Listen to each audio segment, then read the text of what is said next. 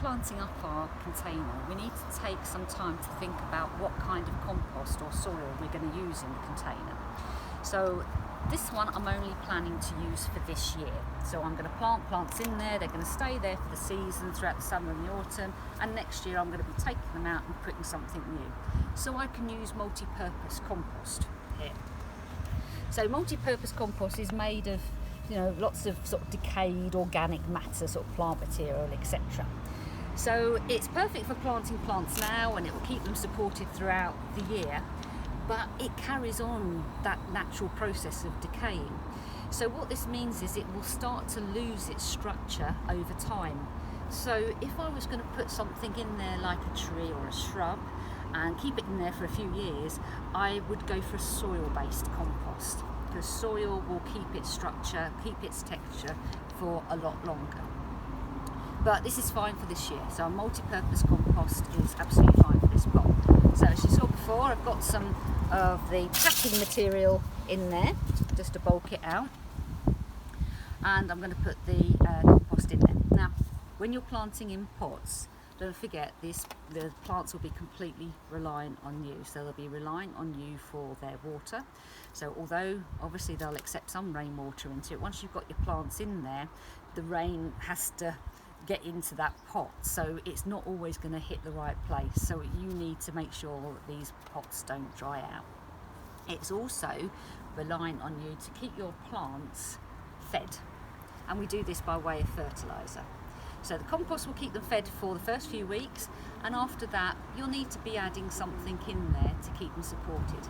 So fertilisers provide the plants with the main nutrients they need. So it's in three groups here for the plants.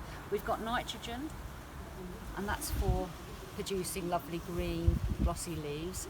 They've also got potassium, sometimes called potash, and that's for the healthy flower development. Or fruit development if you're putting fruit trees, etc. in there. And then phosphorus, which encourages the good root development on these plants, and you'll add that to the soil.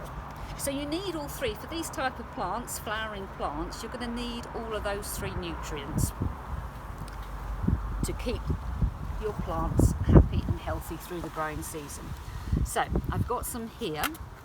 Now these two, in particular this one, these are what we call slow release fertilisers. So if I add them into the compost now, they'll keep this plant fed through the season. Now this is Grow More here, and Grow More's actually got a lovely balance of all those three nutrients in there, the nitrogen, the potassium, as well as the phosphorus. So I can add that into the compost now, and that will keep the plants fed.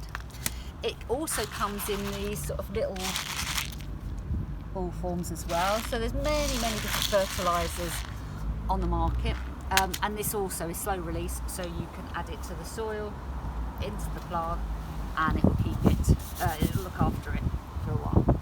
Right, what we've got here is something slightly different. This is mycorrhizal fungi here. So this is a type of fungi, and it's actually been suspended in this clay mixture here. Now there's a lot of talk about this at the moment. So mycorrhizal fungi is a fungi that works in conjunction with the plant. So what we say, it has a symbiotic relationship with the plant.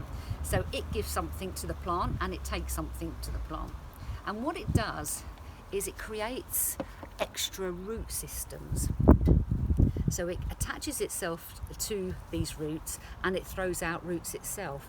And that means there's more room for this plant to take up the nutrients in the soil. So we are using this when we're actually planting container or bare rooted plants into the ground, just to give it an extra boost. There is some more work they're doing on it to make sure, to see whether it is really benefiting. I've used it for a few years now and I'm pleased with the results, but I think, like with anything, it doesn't always do the same for the same plants. But I will use the Grow More today, but I would use this if I was planting direct into the garden. Right, so all you need to do with these is you just follow the instructions on the packet and add. Look at the size of the container, it will tell you how many teaspoons full to add. However, I'm using my, that should be the right for the one in there. I'm going to give it a good old mix up here. Just mix it all the way through the soil. Okay, and that compost is now ready to go into the plant.